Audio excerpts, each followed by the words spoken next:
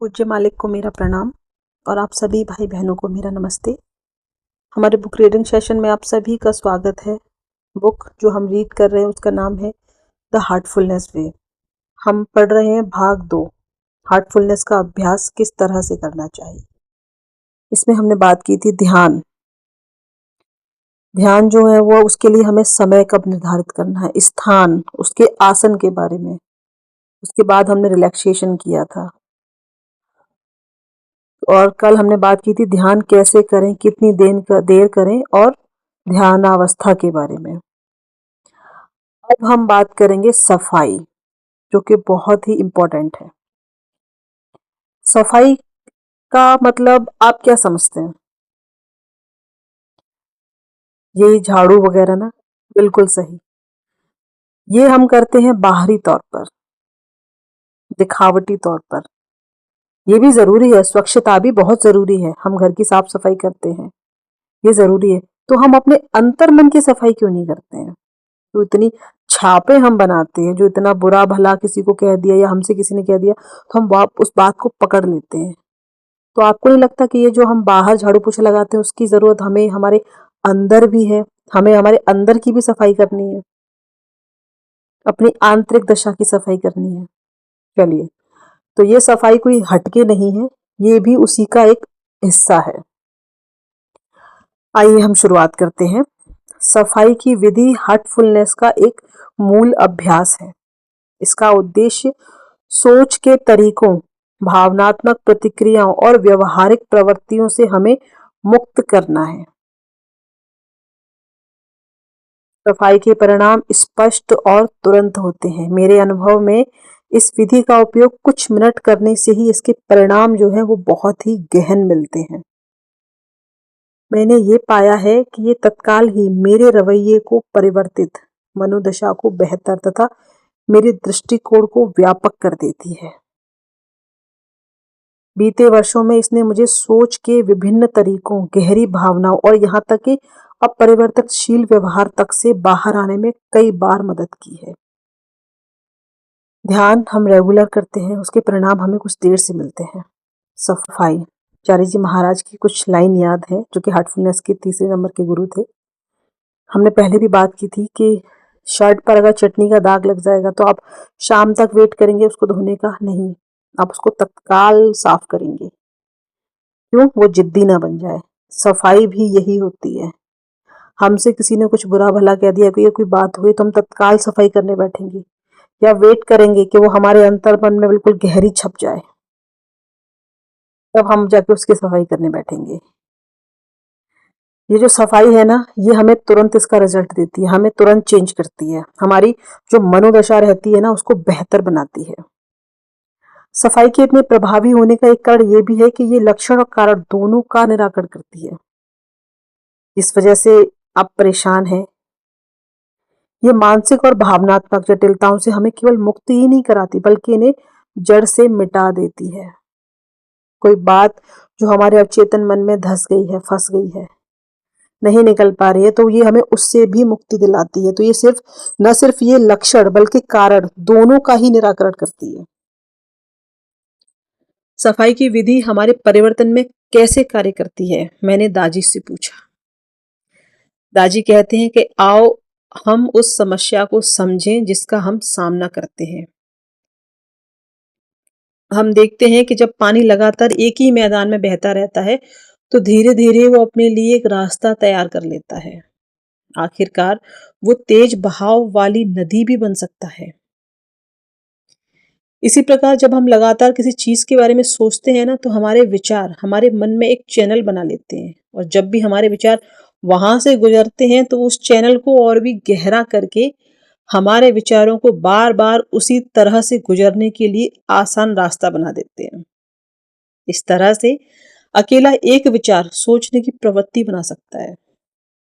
हमारे मन में ऐसे असंख्य चैनल होते हैं, वे एक व्यापक और जटिल जाल बना देते हैं। जब हमारी सोच लीक पर चलने वाले रास्तों तक सीमित हो जाती है, तब वो संकुचित किस्म की और पुनरावृत्ति वाली हो जाती है। हमारी पसंद अति विशिष्ट और मान्यताएं बहुत ही कठोर हो जाती हैं। अब क्योंकि विचार से क्रिया उत्पन्न होती है तो हमारी मानसिक प्रवृत्तियां हमारी आदतों में बदल जाती हैं, हमारी हैबिट बन जाती है। हर प्रवृत्ति का एक अपना ही बहाव होता है, इतनी आसानी से इसे रोका नहीं जा सकता। हम प्रायः मन की प्रवृत्तियों से अपना ध्यान हटाने में परेशानी महसूस करते हैं। इनका खिंचाव जो है वो बहुत ही प्रबल होता है। क्या आपने ऐसा देखा है? क्या आप सोचें कि मैं इन परेशानियों में नहीं पड़ूंगी या नहीं पड़ूंगा, मैं इनसे दूर हो जाऊंगा, तो क्या वो परेशानियां दूर हो जाती हैं? हम जितना चीजों से भागते हैं ना, वो हमारे पास उतना ही दौड़ के आती हैं, खिंचते हैं हम उनकी तरफ। इनका खिंचाव जो रहता है वो बहुत ही प्रबल होता है, और होता क्या है कि हम उनसे प्रायः लड़ने लगते हैं, उन विचारों से। तो ये तो कीचड़ के अंदर तेल से सने एक सूअर से लड़ने की तरह है। क्यों? इसमें जीतने का कोई रास्ता नहीं है। यदि आप स्वयं को बदलना चाहते हैं और आप उस चीज पर केंद्रित नहीं हो सकते जिसे आप बदलना चाहते हैं, तो ये उस प्रवृत्ति को और भी मजबूत कर देता है जिससे आप दूर रहना चाहते हैं, जिसे आप दूर करना चाहते हैं।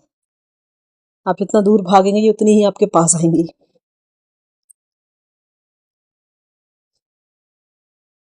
ये तो उस प्रवृत्ति को और भी मजबूत कर देता है जिसे आप दूर करना चाहते हैं। बहुत से माँ बाप ये जानते हैं कि बच्चों को प्रशिक्षित करते समय हम प्रायः उन्हें नकारात्मक आदेश दे देते हैं। कैसे? हम कई तरह से कहते हैं कि नहीं, ये तुम्हें नहीं करना चाहिए, ये मत करो, ये नहीं, वो नहीं। क्या ये सब कारगर है? काम करते हैं? मना कर दिया तो क्या वो मान जाते हैं एक ही बार में? नहीं। ये जो हम उनको मना करते हैं ना, ये एक्चुअली में उनको और जिद्दी बना देते हैं। उनका ध्यान वहां से हटा देना ही बेहतर है, बजाय ये कहने के कि चॉकलेट नहीं, हम कहते हैं इसकी जगह ये ले लेते हैं ना। देखो, सोच का फर्क है। हमने एक तरह से पूरी तरह से इसको मना कर दिया। चॉकलेट मांगे बच्चे ने, नहीं हमें चॉकलेट नहीं देनी, नहीं खाना, चॉकलेट गंदी होती है। तो हमने इसको क्या किया? हमने इसको निगेटिव तरीके से मना कर दिया। हम इसकी जगह ये कर सकते हैं, चॉकलेट नहीं, हम आपको कुछ और देते हैं। ये हुआ एक।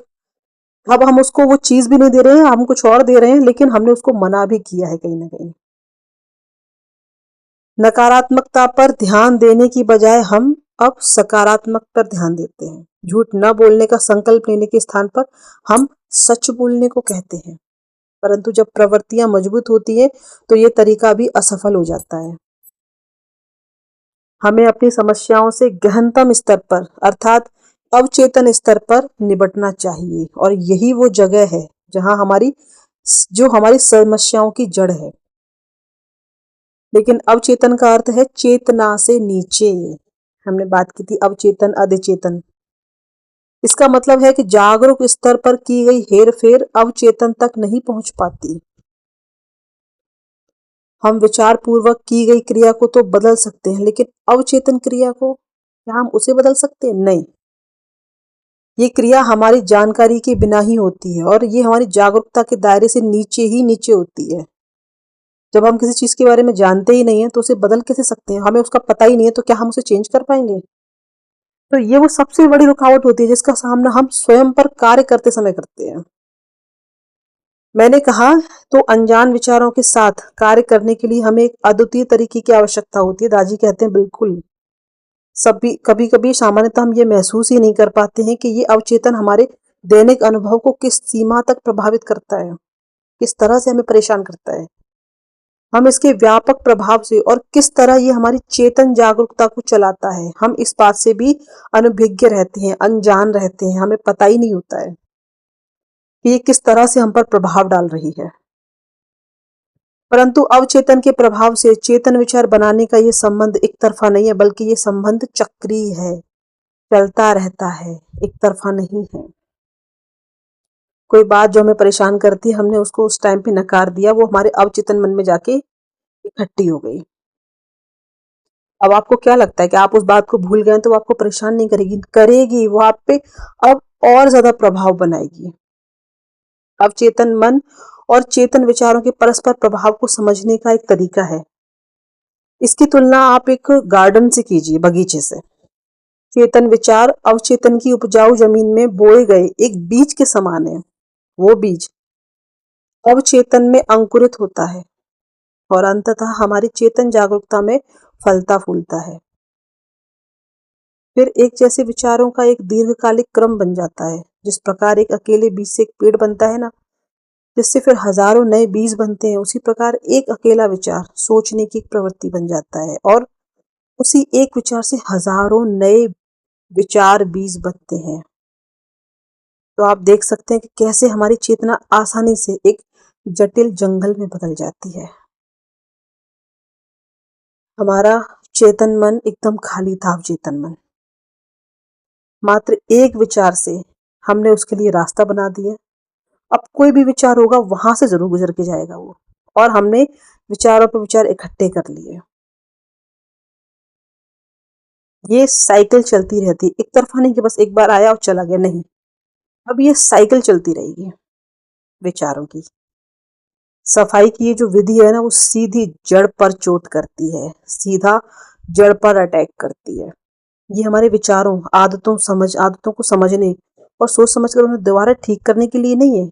ये इसकी बजाय ये सीधे अवचेतन पर ही कार्य करते हैं। जहां आपने स्टोरेज बना रखा है ना, ये सीधा वहीं पर घात करती है, वहीं चोट पहुंचाती है। ये एक बगीचे की निराई करने के जैसा है। जैसे जब हम घास फूस उखाड़ते हैं तो हमें यकीन होना चाहिए कि वो जड़ से उखाड़ी जा रही है। यदि जड़ जमीन में रह जाती हैं तो वो बार बार अंकुरित होती रहेंगी। इसी प्रकार हमें अवचेतन में जो कुछ भी बो रखा है ना, वो विचार और वो भावनाओं के रूप में अंकुरित होता रहेगा। कब तक? जब तक कि हम उसे जड़ से नहीं निपटाएंगे। तो रूपांतरण के हमारे प्रयास ही हमें निराश ही करेंगे। इसके बाद दाजी थोड़ा सा रुकते हैं, फिर कहते हैं कि कई बार हम पतंजलि के योग सूत्र का संदर्भ दे चुके हैं। प्रथम चरण यम को छोड़कर अब तक हम बाकी सभी चरणों के बारे में कह चुके हैं। यम जो है उसमें अवांछित प्रवृत्तियों को हटाने का उल्लेख है। ये ठीक वही है जो हम सफाई की विधि से करते हैं। ध्यान के द्वारा हम एक आंतरिक वातावरण उत्पन्न करते हैं जिसमें अवांछित बीज पनप ही नहीं सकते। परंतु ये सफाई की विधि ही है जिसके द्वारा हम वहां मौजूद बीजों को झुलसा देते हैं और अंदर गहराई में जमी हुई जटिल जड़ संरचना को बाहर निकाल देते हैं। किसके? सफाई के थ्रू।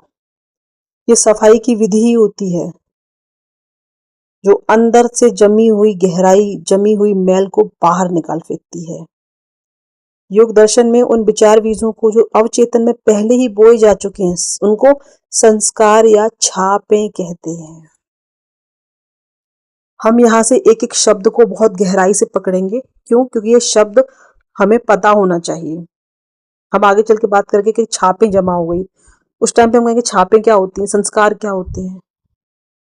तो ये वही छोटे छोटे शब्द हैं, लेकिन इनके अर्थ अपने आप में बहुत बड़े हैं।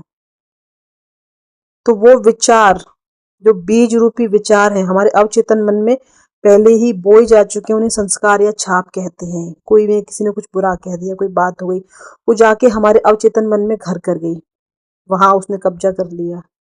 तो ये हो गई छापें, संस्कार बना लिए। मैंने पूछा कि क्या हर विचार अवचेतन में जाकर जड़ समा लेता है? क्या हर थॉट जाता है उसमें, या फिर छाप बन जाता है वो? तो दादी कहते हैं ये विचार का भावात्मक तत्व है जो जमता है। ये स्वयं विचार नहीं है, ये पूरा थॉट नहीं है, ये सिर्फ उसका तत्व है जो उसमें जम जाता है। एक संस्कार आपकी भावनात्मक याद है। ये किसी विचार विशेष के साथ जुड़ा भाव हो सकता है। हो सकता है कि चेतन स्तर पर हम उसे याद न रख पाए, लेकिन इसका भावनात्मक तत्व निश्चय ही हमारे साथ रहता है। इमोशनली ये हमारे साथ रहता है। अधिकांशतः ये भावनात्मक तत्व सुप्त रहता है, सोई हुई अवस्था में रहता है। ये अवचेतन में छुपा रहता है, परंतु जब हम किसी ऐसी स्थिति का सामना करते हैं जो इसी प्रकार की किसी भावनात्मक तत्व जैसी है, तो वो भावनात्मक स्थिति सक्रिय हो उठती है। कोई बात जो हमारे मन में दबी हुई है वो सोई पड़ी है, लेकिन जैसे ही हमें उससे रिलेटेड कोई दूसरी छाप हमने बना ली, संस्कार याद आ जाता है, तो वो भी जागृत अवस्था में आ जाती है, वो भी एक्टिव हो जाती है। इससे उस मूल विचार के समान ही विचार पैदा होते हैं जिससे वो भाव पहले से जुड़ा था। जब विचार और भावनाएं दोहराई जाने लगती हैं तो हमारी प्रतिक्रियाएं आदत बन जाती हैं और इस प्रकार हमारी भावनाएं संस्कार बनाती हैं जो कि अवचेतन में चले जाते हैं। मैंने कहा, ताजी कहते हैं हाँ, लेकिन हर विचार से कुछ भावना जुड़ी होती है। अब उसमें कितनी भावना है ये तो केवल मात्रा का मामला है। यदि विचार के साथ जुड़ी भावना ज्यादा तीव्र नहीं है तब भी उस विचार में कुछ ना कुछ सकारात्मक और नकारात्मक स्पर्श तो रहेगा ही। ये डिपेंड करता है उसके इमोशन पर। कोई भी विचार पूर्णतः तटस्थ नहीं रहता। पूर्णतः तटस्थ होने का अर्थ है कोई भी विचार न होना। ये शुद्ध अनुभूति और शुद्ध साक्षी भाव की दशा है। विचार की भावात्मक तीव्रता जितनी अधिक होगी उतना ही गहरा उसका अवचेतन प्रभाव होगा। वो बात जितनी गहरी होगी ना उसका प्रभाव भी उतना ही ज्यादा होगा। वो संस्कार या छाप भी उतनी ही मजबूत होगी। तो संस्कार और छापे समझ में आई? जो हमारे अवचेतन मन में इकट्ठी हो जाती है, कोई बात, कोई विचार सोई हुई अवस्था में रहते हैं, लेकिन जैसे ही कोई दूसरा विचार उसमें से होकर गुजरता है वो एक्टिव हो जाती है, वो सक्रिय हो जाते हैं। हम प्रायः विचार को मन से और भावना को जो है वो हृदय से जोड़कर देखते हैं, परंतु मैं इसे हृदय मन क्षेत्र के रूप में देखना अधिक पसंद करता हूँ।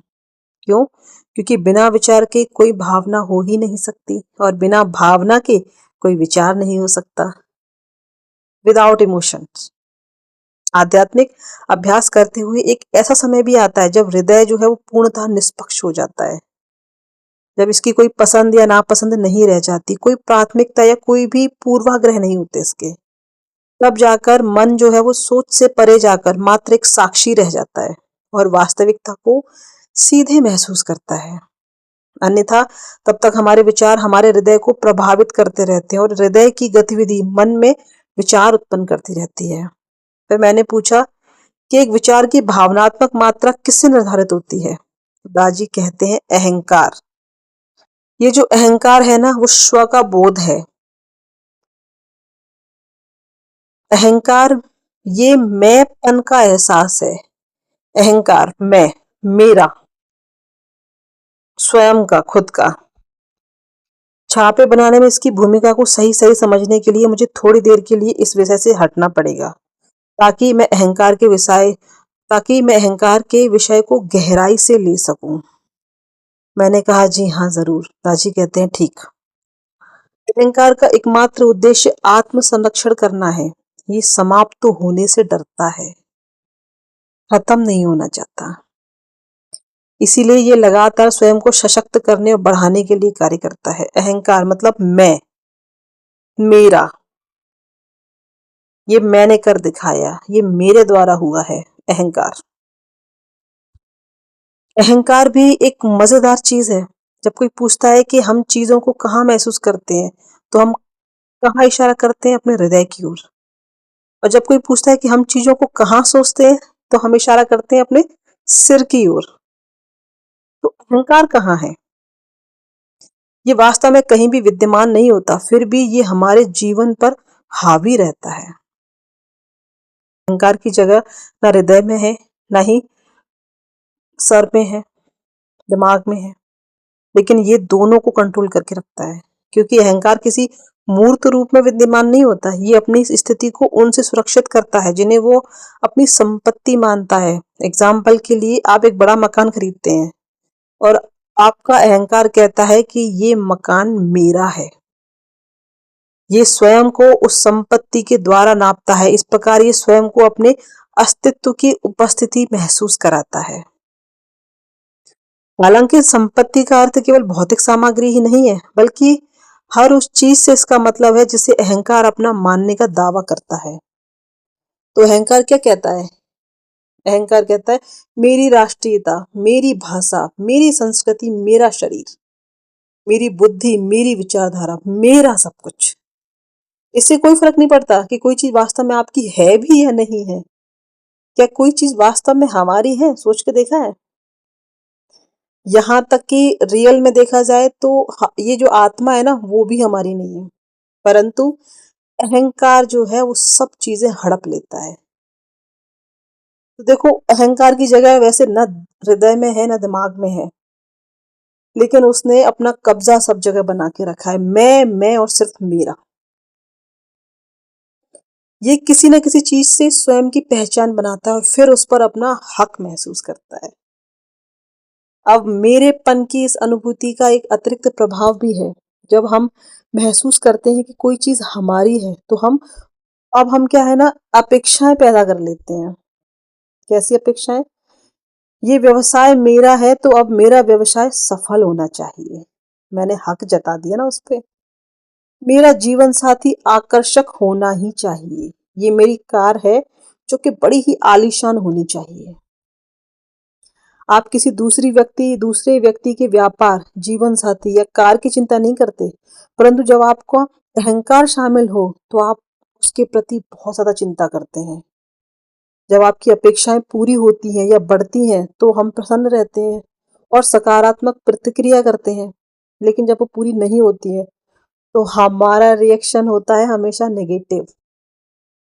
ये चीजें कहाँ से हुई? अहंकार से। जब से मैं मेरा करने लगी, उसके बाद से ये चीजों की शुरुआत होने लगी। मेरा शरीर, मेरी गाड़ी, मेरा घर, ये सचमुच आपका है? आपकी तो खुद की आत्मा भी आपकी नहीं है, तो किन चीजों का इतना अहंकार कर रहे हैं?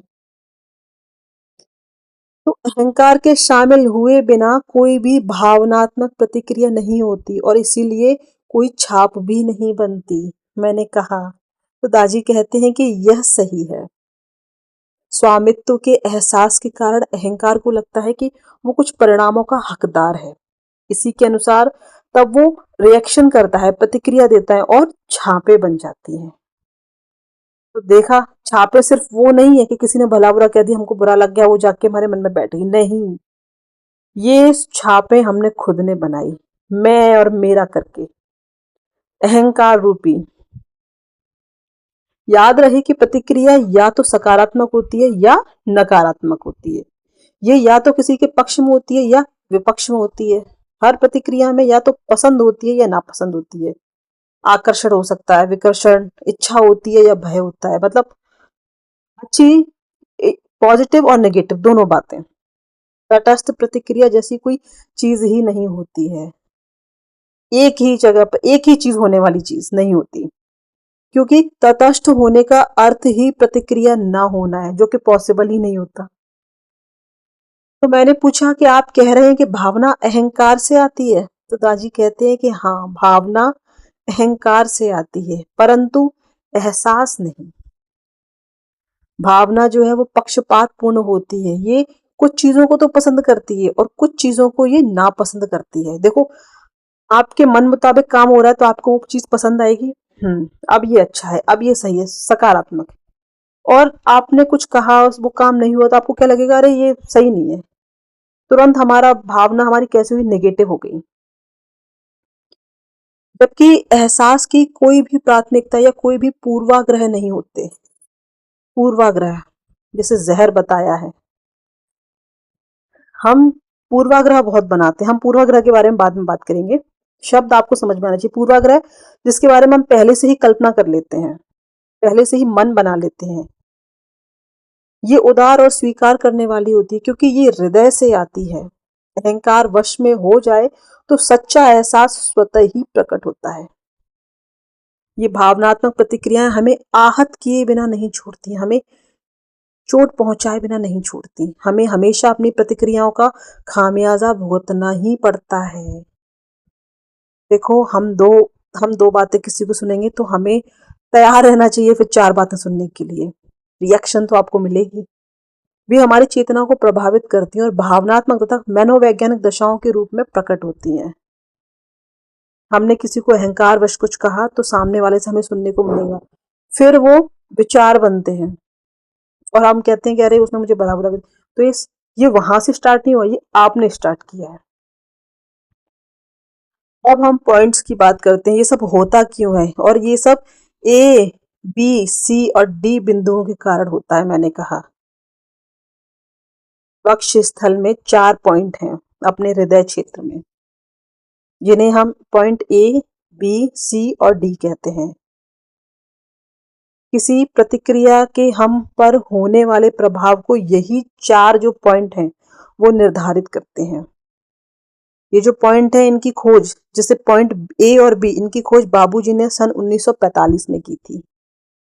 बिंदु सी और डी अभी हाल ही में प्रकाश में आए हैं और दाजी का कहना है कि सूक्ष्म आध्यात्मिक संरचना के कई पहलू अब भी हमें प्रकट किए जा रहे हैं। सन 2015 में दाजी ने सार्वजनिक तौर पर बिंदु सी और डी की स्थिति को प्रकट किया। पॉइंट ए, बी और सी, डी ये हमें स्क्रीन पर दिख रहे हैं। इससे पहले भी उन्होंने निजी तौर पर मुझे इनके बारे में बताया था, लेकिन इनकी स्थिति के बारे में उन्होंने नहीं बताया था। एक दिन मैंने उन्हें इनकी स्थिति के बारे में जानने के लिए पत्र लिखा तो उन्होंने जवाब दिया, कृपया स्वयं इनकी स्थिति का पता लगाएं और अपनी खोज के परिणाम मुझे भेजें। आंतरिक रूप से इनकी स्थिति ढूंढने में पूरा एक दिन लगाने के बाद मैंने उन्हें जहां पाया उसका एक रेखा चित्र बनाकर दाजी को भेजा। उन्होंने जवाब दिया कि इन्हें थोड़ा दाईं ओर सरकाओ तो ये ठीक होगा, लेकिन किसी से इसकी चर्चा मत करना, नहीं तो तुम उन्हें कुछ नया खोजने की खुशी से वंचित कर दोगे। परंतु अब जब इन बिंदुओं के स्थान की जानकारी सार्वजनिक है तो अब हम इनके बारे में एक दूसरे को बता सकते हैं। पॉइंट ए, बी, सी और डी, इन बिंदुओं की स्थिति निर्धारित करने के लिए छाती के मध्य की हड्डी के निचले सिरे से शुरुआत करें, जहां से पसलियों का पिंजरा शुरू होता है। हमारे जो रिब्स हैं, पसलियां हैं, वो जो सबसे नीचे हैं वहां से हम शुरुआत करते हैं। तो छाती के मध्य की हड्डी के निचले सिरे से शुरू करें। नीचे की इस जगह से एक उंगली नीचे जाएं। आप खुद महसूस करें, जैसा जैसा मैं बोल रही हूँ आप उसको करके देखें। आप सबसे पसली की जो सबसे नीचे वाली हड्डी है वहां पर बिल्कुल सेंटर में, छाती के बिल्कुल मध्य में नीचे की तरफ जाएं। इस जगह से एक उंगली नीचे जाएं आप अपनी उंगलियों से नापकर। अब 4 उंगली बाईं ओर आए, जैसा कि हमने डायग्राम में देख रहे हैं। ये देख, पहले आप डायग्राम देख के समझ लीजिए। ये देखिए, उसके बाद 4 उंगली बाएं तरफ जाएं। बाएं तरफ जाने के बाद हमें देखिए पॉइंट बी मिलता है। पॉइंट बी के 2 उंगली ऊपर पॉइंट ए है और 2 उंगली नीचे पॉइंट सी है। आइए हम पढ़ते जाते हैं और इसे महसूस करते हैं, ठीक है। तो और फिर 4 उंगली बाईं ओर, ये बिंदु बी का स्थान है, अभी हमने देखा। और बिंदु बी से 2 उंगली ऊपर बिंदु ए है, ठीक है। और बिंदु बी से ठीक नीचे आखिरी पसली पर बिंदु सी है। ये देखिए, 2 फिंगर ऊपर बिंदु ए है और 2 फिंगर नीचे बिंदु सी है। तो ये हो गए ए, बी, सी। अब आखिरी पसली पर बिंदु सी है। बिंदु डी और बिंदु सी से 2 उंगली बाईं ओर स्थित है, बाएं निप्पल के ठीक नीचे। तो बिंदु जो डी है वो बिंदु सी के बाईं ओर 2 उंगली है। देखो, ये रहा बिंदु डी, ये बिंदु सी से 2 उंगली बाईं ओर में है और निप्पल के बिल्कुल जस्ट नीचे है। तो इन चारों बिंदुओं के कार्य अत्यंत ही महत्वपूर्ण है। ये जो पॉइंट्स है ना, ये अपना कार्य कैसे करते हैं, ये बहुत इंपॉर्टेंट है। दाजी ने कहा कि ये चारों हृदय से बड़े ही करीब से जुड़े हुए हैं और ये हृदय ही है जो हमारी मानसिक और भावनात्मक स्थिति निर्धारित करता है। कोई बात सबसे पहले हमारे दिल में ही छपती है, हमारे हृदय को ही बड़ा बुरा लगता है। तो हम मानसिक और इमोशनली यहीं से ज्यादा टच रहते हैं। जब भी हम किसी चीज को पसंद या नापसंद करते हैं ना, तो बिंदु सी पर कुछ विशेष वाइब्रेशन होते हैं। हम इन्हें महसूस भी कर सकते हैं। मैं आशा करता हूं कि लोग इसे देखने का प्रयास करेंगे। हम हमारी प्रतिक्रिया की तीव्रता और उन स्पंदनों, उन वाइब्रेशनों की प्रकृति के अनुरूप एक लहर बनती है जो इन स्पंदनों को पॉइंट सी बिंदु से ए, बी और डी पर ले जाती है। तो जो पसंद और नापसंद है वो कहां पर है? पॉइंट सी पर। पॉइंट ए जो है वो भौतिक जीवन से संबंधित है, इसलिए जब भी हमारी प्रतिक्रिया जैसे किसी भौतिक पसंद या नापसंद से जुड़ी होती है तो बिंदु सी के स्पंदन बिंदु ए को वाइब्रेट करते हैं वो, जिससे बिंदु ए जो है वो अस्त व्यस्त हो जाता है। जैसे हमें कोई चीज पसंद आई, अच्छी लगी या बुरी लगी, तो हमारे जो वाइब्रेशन है वो पॉइंट सी पर होंगे। और जब वो सी पर होते हैं ना, तो अब हमें पसंद नापसंद चीजें हो रही हैं, तो ये जाहिर सी बात है कि हमारी भौतिक जो जीवन है उसको उसमें भी उथल पुथल मचाती है। तो उसकी वजह से हमारा पॉइंट ए भी है वो भी अस्त व्यस्त हो जाता है। मैंने पूछा कि क्या होता है जब पॉइंट ए अस्त व्यस्त हो जाता है, तो दाजी कहते हैं कि मान लो आपने एक सुंदर घर देखा और आप बोल पड़े कि वाह, कितना सुंदर घर है, अच्छा कितना अच्छा घर है ये। उसे पसंद करने का ये भाव हमारे ऊपर एक हल्की सी छाप छोड़ता है। हमने बात की थी पसंद नापसंद की, तो अभी हमने क्या किया, एक घर देखा और वो हमें एकदम पसंद आ गया। अब पॉइंट सी पर हल्के से वाइब्रेशन होते हैं, और पॉइंट ए जो कि भौतिक इच्छाओं का स्थान है, जो इच्छाएं हमारी रहती है ना सांसारिक, वो हमारे पॉइंट ए का ही स्थान है।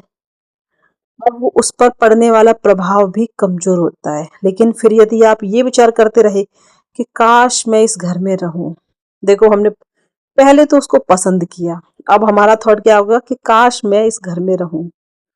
अब वो जो पॉइंट सी के वाइब्रेशन है वो शक्तिशाली हो गए। पहले हमने उस घर को सिर्फ देखा था, ये घर कितना अच्छा है। अब हमने उस टाइम पे उसका प्रभाव कैसा था, लाइटली था, लेकिन वाइब्रेशन हल्का स्टार्ट हो गया। ठीक है, वो स्टार्ट हुआ तो पॉइंट ए पर हरकत हुई कि काश मैं इस घर में रह लूं। और जैसे ही पॉइंट ए पर हरकत हुई उसके बाद पॉइंट सी की जो वाइब्रेशन है वो शक्तिशाली हो गए, और यही प्रभाव बिंदु ए पर भी पड़ता है, वही भौतिक इच्छाओं वाला स्थान। यदि अब आप इसके बारे में और अधिक सोचने लगे और जिद पकड़ लें कि मैं तो अब ये घर लेकर ही रहूंगा, तो आपकी परेशानी बढ़ना स्टार्ट हो जाती है, और अब आपकी भावनात्मक स्थिति जो है वो विकट हो जाती है।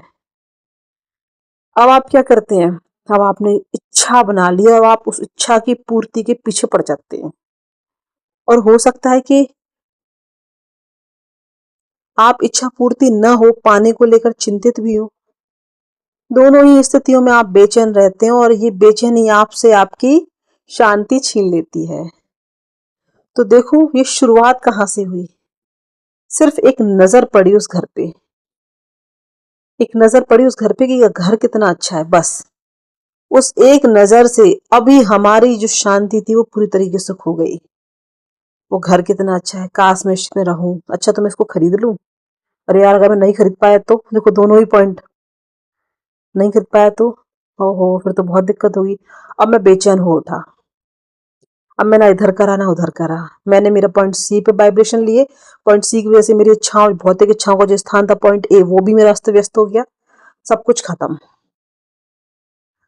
अब हम बात करते हैं पॉइंट बी की, तो ए और सी हमें समझ में आया, सी पसंद और नापसंद की, हमने शुरुआत हम वहीं से करते हैं, हमें कोई चीज पसंद आ गई ना, अब तो वो हमारी भौतिक इच्छाओं की छाप छोड़ती है ए पर, वहां अस्त व्यस्तता ले आती है, वहां हड़बड़ाहट हो जाती है। पॉइंट बी की हम बात करते हैं। पॉइंट बी कहाँ स्थित है, फिर से सोचें। पॉइंट बी हमारे जो हृदय की मध्य की बीच की हड्डी है, उससे 4 उंगली बाईं तरफ आए, वो जो है वो पॉइंट बी है ना। 2 फिंगर ऊपर ए और उससे 2 उंगली नीचे पॉइंट सी। तो अभी हम बात करेंगे पॉइंट बी की, उसको महसूस करें, अपनी उंगली वहां रखें पॉइंट बी पर। ये क्या कार्य करता है, ये बिंदु वासना से संबंधित है। जब भी हम अपनी वासना के अनुसार प्रतिक्रिया करते हैं ना, तो बिंदु सी के स्पंदन बिंदु बी को स्पंदित करते हैं, और इससे वासना का भाव उमड़ता है। पॉइंट सी पसंद नापसंद का, ए भौतिक इच्छाओं का, और बी वासनाओं का, काम इच्छाओं का, वासनाओं का। अब बचा पॉइंट डी। पॉइंट डी होता है अपराध बोध का बिंदु। जब भी हम अपने अंतःकरण की आवाज को नजरअंदाज करते हैं ना, तो बिंदु डी पर अपराध बोध बन जाता है, गिल्टी। और ये अपराध बोध के कारण पूरे तंत्र में अत्यधिक भारीपन हो जाता है, हैवीनेस आ जाती है। अपराध बोध का कारण सिर्फ गलत कार्य करने, मतलब अपराध बोध का कारण जो है वो सिर्फ गलत कार्य नहीं होता, अपितु कार्य न करना भी हो सकता है। एग्जाम्पल के लिए मान लें आप एक डॉक्टर हैं और एक घायल व्यक्ति को सड़क किनारे आप देखते हैं, लेकिन आप अपने रास्ते पर चल देते हैं ये सोचकर कि कोई और उसकी मदद कर देगा, और आप अगले दिन अखबार में पढ़ते हैं कि उस व्यक्ति की मृत्यु हो गई। उस व्यक्ति की सहायता के लिए कोई रुका ही नहीं। तो मेरी समझ में ये अपराध बोध आपको अब जीवन भर परेशान करेगा। आपकी अकर्मण्यता से जनित अपराध बोध गलत कार्यों के कारण हुए अपराध बोध से भी अधिक गहरा होता है। अपराध बोध मतलब या तो हम उसको कर्म करके अपराध अपराध बोध हो जाते हैं उसके, या हम कभी कभी बिना काम किए ही उसके ऊपर हमारा मन गिल्टी हो जाता है। हमें वो काम करना चाहिए था लेकिन हमने किया नहीं, अब हमें इस बात की क्या गिल्टी रहेगी। तो ये जो उस समय जो हुआ ना, और फिर वो चीज अब हम कर भी नहीं पाएंगे उसको, तो वो हमारे जीवन पर्यंत बनी रहती है। तो ए बी सी और डी ये पॉइंट्स पर उपस्थित वाइब्रेशन जो है वो धीरे धीरे शांत होकर घनीभूत हो जाते हैं, गहरे हो जाते हैं, जिसे बाबूजी स्थूलता कहते हैं। स्थूलता, ठोस, ठोसपन उसे पैदा करते हैं, परंतु ये बिंदु भी एक सीमा तक ही स्थूलता को मतलब संभाल सकते हैं, और अंततः वे इसी स्थूलता से भर जाते हैं। हमारे सारे पॉइंट कितने क्लियर थे, कितने साफ सुथरे थे, और हमने अपनी छोटी छोटी गतिविधियों से उनको कितना मैला कुचला कर दिया, स्थूलता से उनको भर दिया। जब ये बिंदु और अधिक से स्थूलता नहीं संभाल सकते तो ये वाष्पित होकर अगले बिंदुओं पर जमने लगती है। पॉइंट ए से शुरू हुआ, बी पे होगा, सी पे, डी पे, अब ये शुरुआत हो जाती है इनकी। इसकी चर्चा हम अभी नहीं करेंगे, क्यों? क्योंकि ये बिल्कुल अलग विषय है। इसका परिणाम हम लगातार बढ़ते हुए मनोवैज्ञानिक और भावनात्मक प्रभावों के रूप में महसूस करते हैं। पॉइंट ए, बी और सी, डी ये बहुत बेसिक पॉइंट हैं जिनके बारे में हमें पता होना चाहिए। डिटेल में तो हम स्पिरिचुअल एनाटॉमी में भी बात कर सकते हैं, जो नई बुक आई है, लेकिन हमें पता होना चाहिए कि ये पॉइंट्स कहाँ पर हैं, क्या काम है इनका, किस तरह से इन पर जब जो गंदगी जब जमा हो जाती है तो किस तरह से ये आगे के पॉइंट्स को प्रभावी करते हैं, और सफाई इन बाधाओं को साफ कर देती है। मैंने कहा तो दाजी कहते हैं कि हाँ, परिणाम स्वरूप हमारी मनोवैज्ञानिक स्थिति सहज हो जाती है और भावनाएं संतुलित हो जाती हैं, और हमारा मन किसी एक भाव के पीछे पड़ना छोड़ देता है। क्या होगा यदि हमारे पास सफाई का कोई तरीका ना हो? मैंने पूछा। तो दाजी कहते हैं कि क्या तुमने देखा है कि किसी खेत को बिना देखभाल के ऐसे ही छोड़ दिया जाए तो क्या होता है? तो मैंने कहा कि वो उटपटांग चीजों से भर जाती है। तो दाजी कहते हैं फिर समय बीतने पर वहां जंगल भी बन जाता है। जब संस्कारों को हटाया नहीं जाता है ना, तो वो बेरोक टोक बढ़ते हैं, वे मजबूत होते जाते हैं और नए संस्कारों को जन्म देते हैं। समझ में आया? जोशुआ पुलाक जी पूछते हैं कि अगर ये जो हमने इतनी गंदगी जमा ली है अपने अंतर्मन में, अगर इनका ये सफाई का मतलब साधन ही ना हो, सफाई का कोई तरीका ना हो, तो क्या होगा? तो दादी कहते हैं खेत होता है, उसमें भी कभी कभार हम अगर खरपतवार को न निकालें या किसी चीज को मतलब उसकी देखभाल ना करें, तो कुछ भी उसमें बेरोक टोक पड़ने लगेगा, अपने हिसाब से कुछ भी बनने लगता है और जमता चला जाता है, अपनी जड़ बना लेता है। तो जब हम इन चीजों की सफाई नहीं करेंगे तो वो और भी हावी हो जाती हैं, और वो संस्कार जो है वो अपने आप बनते चले जाते हैं, बेरोक टोक पड़ते हैं और मजबूत हो जाते हैं, और नए संस्कार भी बनने लग जाते हैं। मैंने पूछा कि ये प्रक्रिया होती कैसे है? तो दादी कहते हैं कि मान लीजिए आप किसी रास्ते से जा रहे हैं और कोई अजनबी आपका अपमान कर दे। इस अपमान का आप पर क्या असर होगा, ये आप पर निर्भर करता है। कोई व्यक्ति इसे हंसी में उड़ा देता है, तो कोई व्यक्ति इससे लड़ना चाहता है, और कोई और भी हो सकता है जो दिन भर इसी बारे में सोचता रहे। तो देखिए, एक ही परिस्थिति पर कुछ लोग प्रतिक्रिया करेंगे और कुछ नहीं। तो ये किस पर डिपेंड है? ये हम पर डिपेंड है, हम कैसा रिएक्ट करते हैं। जो व्यक्ति प्रतिक्रिया करते हैं ना, उन लोगों में भी सबकी प्रतिक्रिया अलग अलग हो सकती है, जबकि परिस्थिति सबके लिए समान है। यदि अलग अलग व्यक्तियों की एक ही परिस्थिति में प्रतिक्रिया अलग अलग हो या कोई प्रतिक्रिया न हो, तो क्या सारा दोष हम परिस्थितियों पर थोप सकते हैं? मैंने कहा नहीं, सबके रिएक्शन अलग अलग होते हैं। किसी अनजान ने आपको अपमानित किया, कोई होगा उसका जवाब दे देगा, कोई होगा लड़ पड़ेगा, कोई कहेगा जाने दो। परिस्थिति एक जैसी थी लेकिन सबके रिएक्शन बिल्कुल डिफरेंट। बाहरी परिस्थिति और आपके अंदर की कोई चीज मिलकर आपकी प्रतिक्रिया निर्धारित करते हैं। जब तक किसी परिस्थिति से प्रभावित होने के लिए आप पहले से ही संवेदनशील न हो, तब तक वो परिस्थिति आपको प्रभावित नहीं कर सकती। आपके अंदर की वो चीज है आपके संस्कार। सारी मानसिक और आध्यात्मिक दशाओं के कुछ मौलिक और कुछ निकटस्थ कारण होते हैं। मौलिक कारण हमारे आंतरिक प्रभाव होते हैं। वे अवचेतन प्रभाव जो पहले से ही हमारे अंदर होते हैं, हमारे संस्कार हैं। ये इस स्थिति में यह उस अपमान की प्रतिक्रिया के लिए पहले से ही मौजूद एक प्रवृत्ति दर्शाती है। मान ले उस अपमान के कारण आप चिढ़ जाते हैं, तो इसमें मौलिक कारण ये है कि वो संस्कार या छापें जो हमारे चिढ़ जाने का कारण बनती है। अब निकटस्थ कारण है और बाहरी परिस्थिति वो घटनाएं, ये वो चिंगारी होती है जो ईंधन को प्रज्वलित कर देती है। मैंने कहा वो अपमान, तो दाजी कहते हैं कि हाँ, और वो घटना कोई भी हो सकती है, लेकिन घटना चाहे कोई भी हो, बिना घटना के कोई प्रतिक्रिया नहीं हो सकती। कुछ घटेगा तभी तो आप उसका रिएक्ट करोगे उसके ऊपर। तो आपका संस्कार आंतरिक मौलिक कारण बना, तब तक क्रियान्वित नहीं होता जब तक कि कोई बाहरी घटना निकटस्थ कारण न बने। बिना निकटस्थ कारण के आपका गुस्सा सुप्त रहता है, सोई हुई अवस्था में रहता है। ये एक कैसा होता है जैसे घास में मौजूद उस सांप की तरह जो चुपचाप छिपा रहता है, मतलब सोया हुआ है, अभी सक्रिय नहीं है और सही क्षण और सही वातावरण की प्रतीक्षा में सोया है। जब कोई निकटस्थ कारण उपस्थित होता है तो वो संस्कार उभर कर जीवंत हो उठता है और आपकी प्रतिक्रिया के लिए उत्प्रेरक बन जाता है।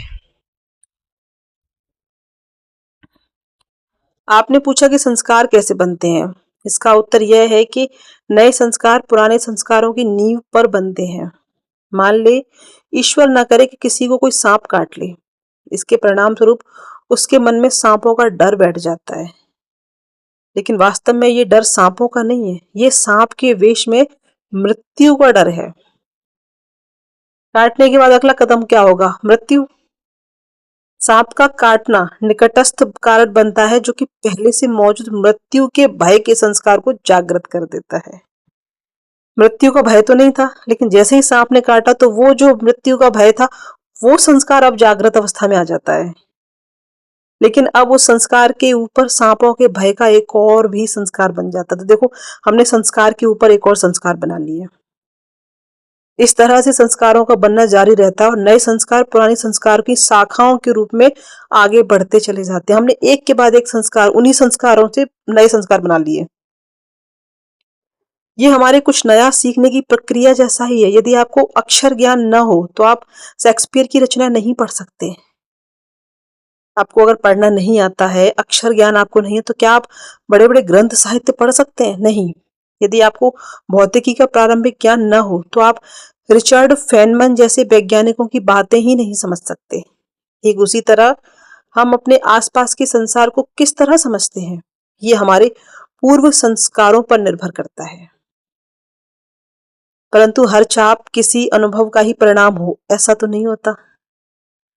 मैंने कहा कि जैसा आपके उदाहरण में सांप के काटने से उस व्यक्ति में सांपों का डर पैदा हो गया, परंतु डर हमेशा हमारे व्यक्तिगत अनुभव से ही पैदा नहीं होते। हो सकता है कि किसी व्यक्ति को कभी भी सांप ने नहीं काटा हो, लेकिन उसे सांप से डर लगता हो।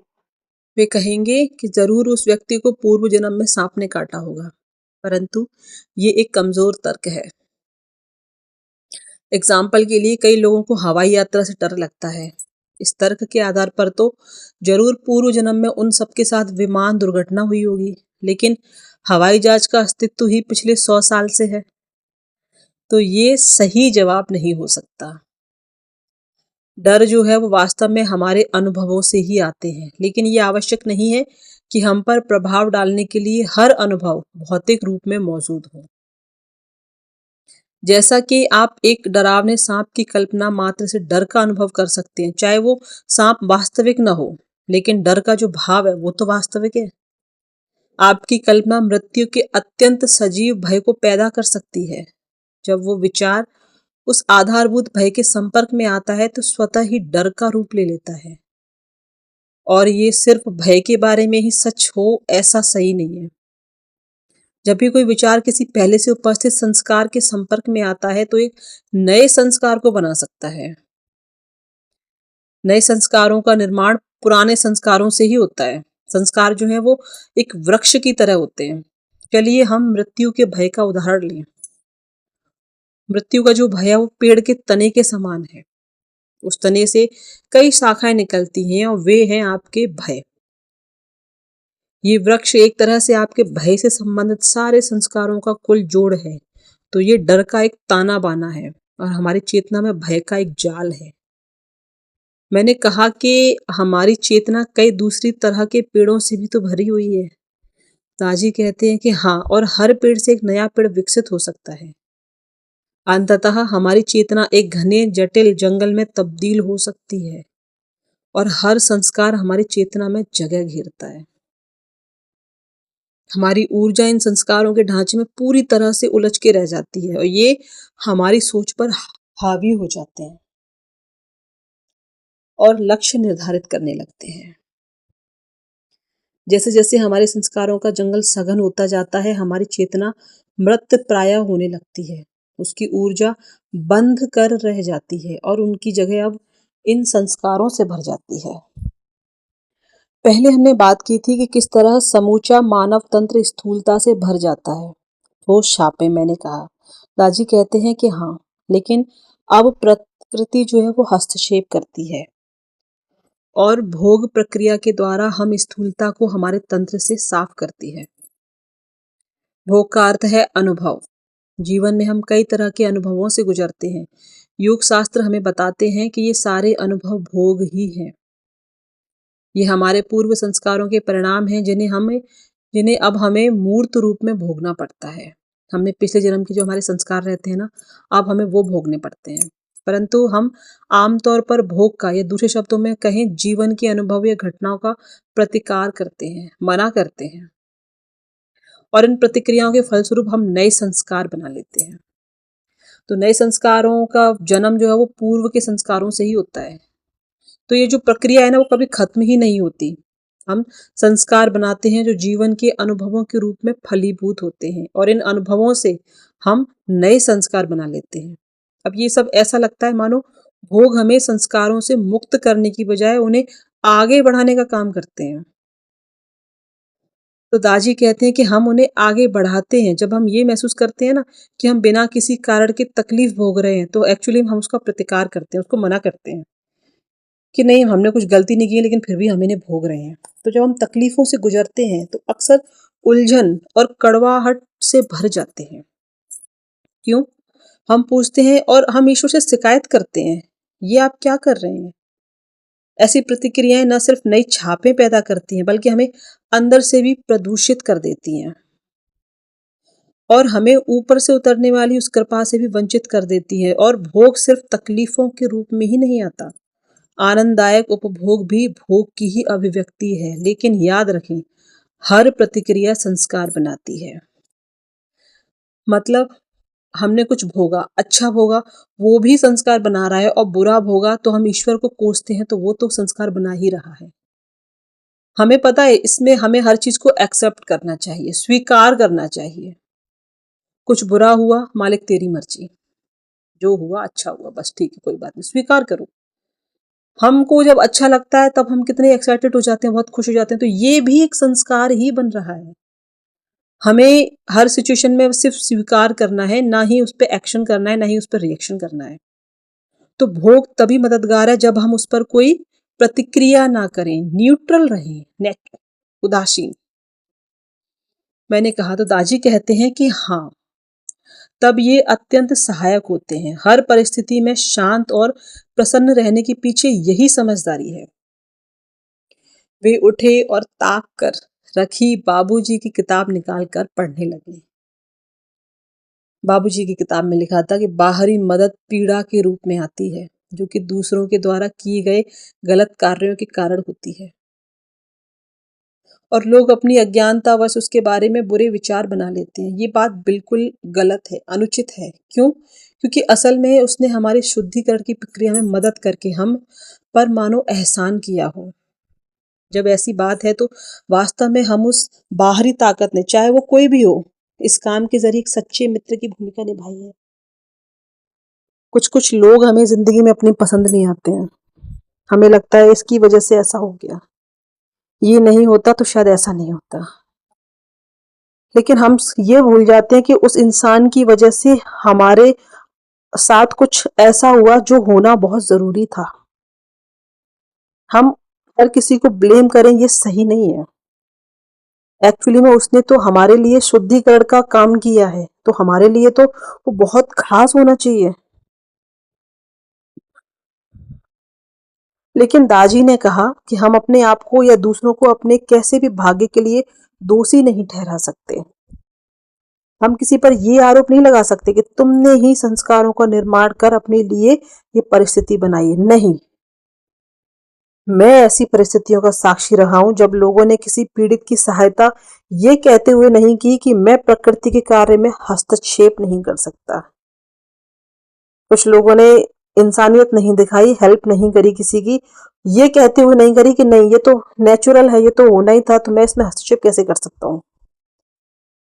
ये सब अमानवीय है। ये हमारा कर्तव्य है कि हम पीड़ित की सहायता कर उसकी पीड़ा को कम करने का प्रयत्न करें, ना कि दलीलें पेश करें एक दूसरे को।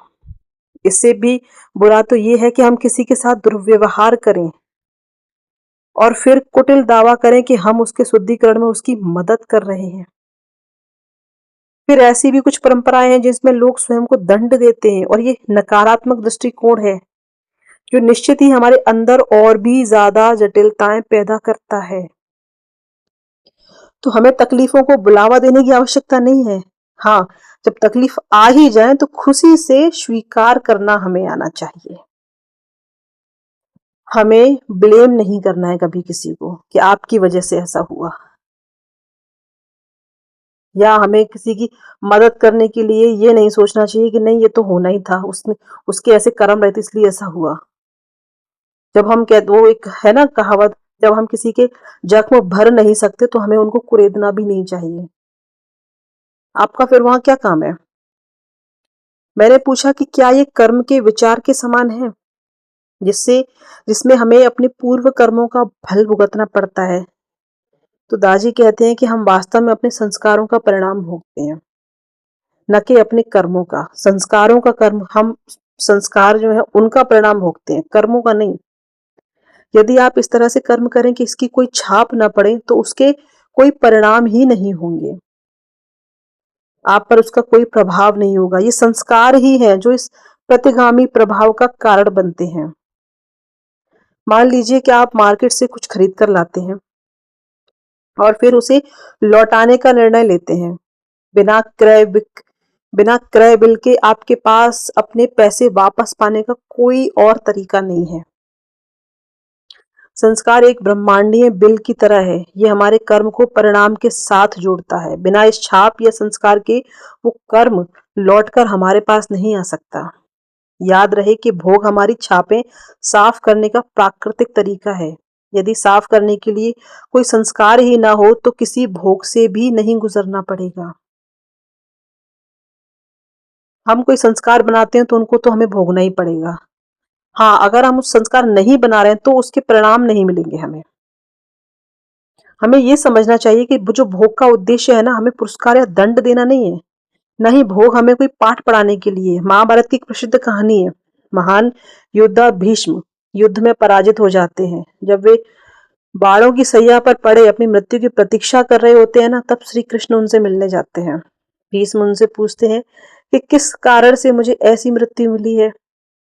मैंने अपने 100 पूर्व जन्मों की जांच कर ली, लेकिन मुझे कुछ भी ऐसा नजर नहीं आया जो मेरी इस स्थिति का कारण बने। तो श्री कृष्ण उनसे भीष्म से कहते हैं कि आप इसके आगे और देखिए। तो भीष्म कहते हैं कि नहीं, मैं इससे आगे नहीं देख सकता। मैंने अपने 100 जन्म देख लिए, लेकिन मुझे इसमें ऐसा कोई रीजन नहीं मिला कि मुझे इस तरह की मृत्यु प्राप्त हो रही है।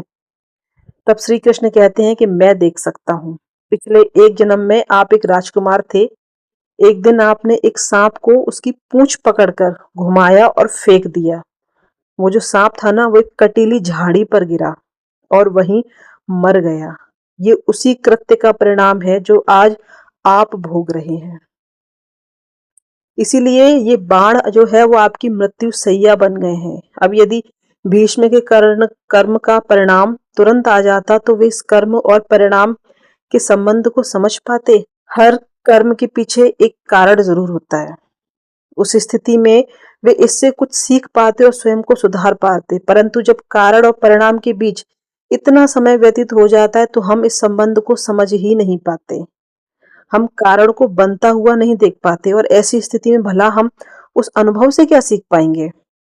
प्रकृति हमें कोई सबक नहीं सिखाना चाहती, वो तो सिर्फ हमें हमारे संस्कारों के वजन से मुक्त कराती है, जिससे हमारी चेतना हल्की और शुद्ध रह सके। तो वो भी हमारी हेल्प करती है। प्रकृति हमारे संस्कार हटाना क्यों चाहती है, मैंने पूछा। तो दादी कहते हैं कि प्रकृति का उद्देश्य है अपने तंत्र को शुद्ध रखना। जब छापें अवचेतन मन में जमने लगती हैं तो वे चेतना और आत्मा के बीच स्पंदनों की एक परत जैसी बना लेती हैं। छापें आत्मा को तो नहीं छू सकती, लेकिन इसके चारों ओर एक परत बना लेती हैं और ये परत आंतरिक सोच से हमारे अलग होने का कारण बन जाती है। ये स्थिति प्रकृति में एक दोष की तरह हो जाती है, परंतु प्रकृति में भोग की प्रक्रिया भी धीरे धीरे चल रही होती है। उस भोग के जरिए संस्कार एक एक करके हटाए जाते हैं और हमें भी एक एक करके इसके परिणाम से गुजरना पड़ता है। इसमें समय लगता है और इस दौरान हमें काफी पीड़ा भी सहन करनी पड़ती है, लेकिन इस दौरान पुरानी छापों को हटाए जाने की गति से भी तेज गति से हम नई छापें जोड़ते चले जाते हैं। अब हमारे छापों की संख्या इतनी ज्यादा हो जाती है कि सिर्फ भोग के जरिए उन्हें एक जन्म में खत्म करना असंभव सा हो जाता है। इसीलिए कई पूर्वी आध्यात्मिक परंपरा ये कहती हैं कि इनके प्रभाव से मुक्त होने के लिए एक जन्म पर्याप्त नहीं है, लेकिन जब हम इन संस्कारों को सफाई की प्रक्रिया द्वारा एक साथ थोक में हटाते हैं ना, तो संस्कारों का समूचा बोझ इसी जीवन के एक हिस्से में साफ किया जा सकता है। तो ये सफाई की प्रक्रिया इतनी महत्वपूर्ण है कि हम इससे अपने संस्कार भी साफ कर सकते हैं। जितना भी योग साहित्य मैंने पढ़ा है, उसमें संस्कारों को हटाने की ऐसी किसी भी प्रक्रिया से मेरा कभी सामना नहीं हुआ। बजाय इसके हर नकारात्मक संस्कारों को सकारात्मक संस्कारों में बदलने पर ही जोर दिया गया है, पोलाक जी कहते हैं। उसके बाद दाजी कहते हैं कि संस्कारों का अर्थ है अशुद्धता। क्या अच्छी अशुद्धता और बुरी अशुद्धता जैसी कोई चीज हो सकती है? अशुद्धता तो सिर्फ अशुद्धता है। एक अच्छे व्यक्ति के संस्कार उसे अच्छे कार्य करने के लिए बाध्य करते हैं, जबकि एक बुरे व्यक्ति के संस्कार उसे बुरे कार्य करने के लिए मजबूर करते हैं। क्या इन दोनों व्यक्तियों की स्थिति में कोई विशेष फर्क है? दोनों ही बंधनों में बंधे हैं। तो फर्क सिर्फ इतना है कि एक के बंधन जो है वो सोने के हैं और दूसरे के लोहे के हैं। चाहे जंजीर सोने की हो या लोहे की, हमें बांधती तो दोनों ही है। इसलिए हम अच्छे और बुरे संस्कारों में भेद नहीं करते हैं। देखो, जंजीर चाहे सोने की हो या लोहे की, हम तो उससे बंध ही रहे हैं ना, क्या फर्क पड़ता है? तो संस्कार अच्छे या बुरे नहीं होते, संस्कार संस्कार होते हैं।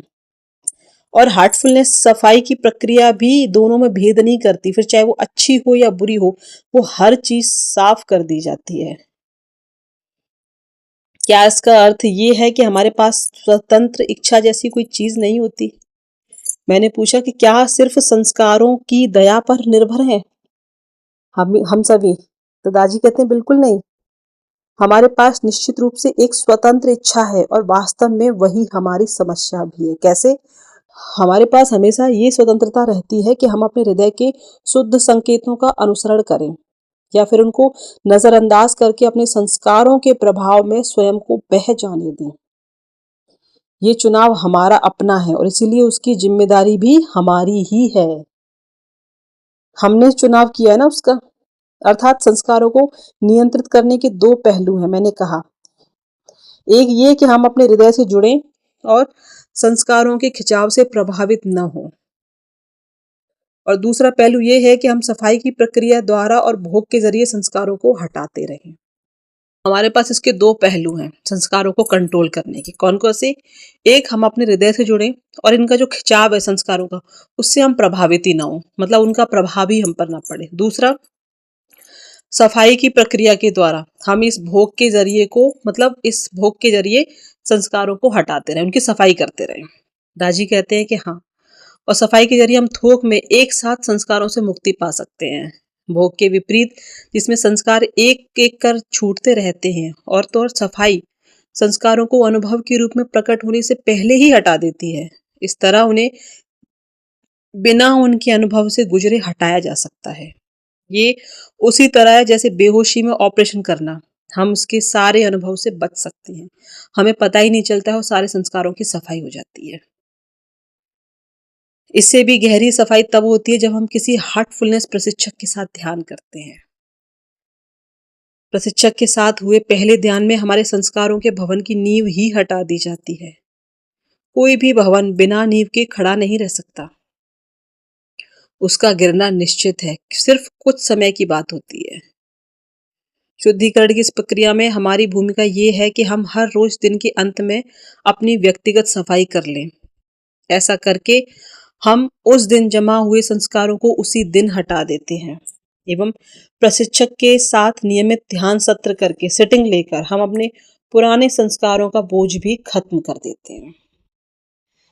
तो ये सफाई बहुत जरूरी है। फिर भी हमारी नियमित व्यक्तिगत सफाई और प्रशिक्षक के साथ हर महीने सिटिंग लेना भी हमारे बोझ को तब तक हल्का नहीं कर सकता, कब तक, जब तक कि हम नए संस्कार बनाना नहीं कर सकते।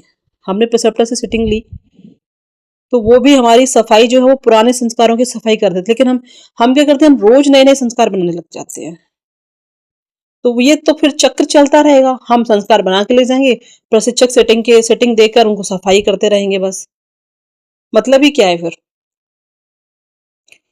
तो ये प्रोसेस तब तक चलती है जब तक कि हम नए संस्कार बनाना बंद नहीं कर देते, अन्यथा ये एक छेद वाली नाव का छेद ठीक करने की चिंता किए बगैर उसका पानी निकालते रहने जैसा होगा। नाव में छेद है, वो पानी भरता जा रहा है, आप सोच रहे हैं अरे मैं तो देखो नाव खाली कर रहा हूं, बस होती जा रही है, लेकिन क्या मतलब है, जब तक आप उस छेद को बंद नहीं करेंगे ना, आप ये पानी निकालने की प्रक्रिया को चलाते ही रहेंगे। मैंने कहा कि इसका अर्थ है प्रतिक्रियाशील न होना, तो दाजी कहते हैं कि हाँ। मैंने पूछा कि हम प्रतिक्रियाहीन कैसे बन सकते हैं, तो दाजी कहते हैं ध्यान करो। ध्यान में हम अपने विचारों को नजरअंदाज करना सीखते हैं। हम न तो उनकी ओर ध्यान देते हैं और ना ही हम उनसे लड़ते हैं, वे हमारे सामने से एक स्वप्न की तरह गुजरते रहते हैं। जब हम जागृत अवस्था में भी उतने ही प्रतिक्रियाहीन हो पाते हैं जितने कि हम ध्यान के दौरान होते हैं, तो हम संस्कार बनाना पूरी तरह से बंद कर देते हैं। तब वास्तविक स्वतंत्रता का उदय होता है, और तब हमें ध्यानस्थ अवस्था बनाए रखने का प्रयत्न नहीं करना पड़ता। क्यों? क्योंकि अब हमारे अंदर कुछ भी बचता नहीं है जो किसी बाहरी चीज से प्रतिक्रिया कर सके। इस तरह हम प्रवृत्ति से अंतः प्रेरणा की ओर, अवचेतन से अधचेतन की ओर, और प्रतिक्रिया करने वाले मन से एक प्रत्युत्तर देने वाले हृदय की ओर अग्रसर होते रहते हैं। तो ये थी हमारी सफाई पर चर्चा, बहुत लंबी चर्चा थी, और इसमें न समझने जैसी कोई भी चीज नहीं थी। हमें सिंपल क्या करना है, हमने देखो इसमें ये पढ़ा कि सफाई क्यों जरूरी है, कैसे हम इसको कर सकते हैं, क्या ये पहले के भी टाइम पे थी या ये अभी आई है। पॉइंट्स के बारे में हमने बात की, पॉइंट ए बी सी और डी, ये बेसिक पॉइंट है। ये कहाँ है, ये हमारे हृदय क्षेत्र में स्थित है। ये किस तरह से काम करते हैं, सबसे पहले हम किसी से, सबसे पहले कोई चीज होती है वो कहाँ इकट्ठी होती है, कौन से पॉइंट पर होती है, पॉइंट्स की जगह कहाँ है, ए बी सी डी। तो हमने इन सबको बहुत अच्छे से डिटेल में चर्चा की है। आज हमने सिर्फ बात की कि सफाई है क्या, उसकी प्रोसेस क्या है, क्यों करते हैं सफाई, ये कहाँ, मतलब संस्कार क्या होती है, स्थूलता क्या होती है, छापे क्या होते हैं, कैसे क्रिएट होते हैं, कैसे हम नए संस्कार बनाते हैं, इन सब के बारे में हमने डिटेल में बात की। अब कल के वीडियो में हम बात करेंगे सफाई करते कैसे हैं। ये जो अभी हमने संस्कार बना लिए, छापे बना लिए, अब उसको हटाना भी तो है, उसकी प्रोसेस क्या है। चलिए अब हम कल इसके बारे में बात करेंगे, और जिस तरह से आप मुझे सपोर्ट कर रहे हैं उसके लिए बहुत बहुत धन्यवाद। अब हम कल मिलते हैं सफाई की प्रोसेस के साथ।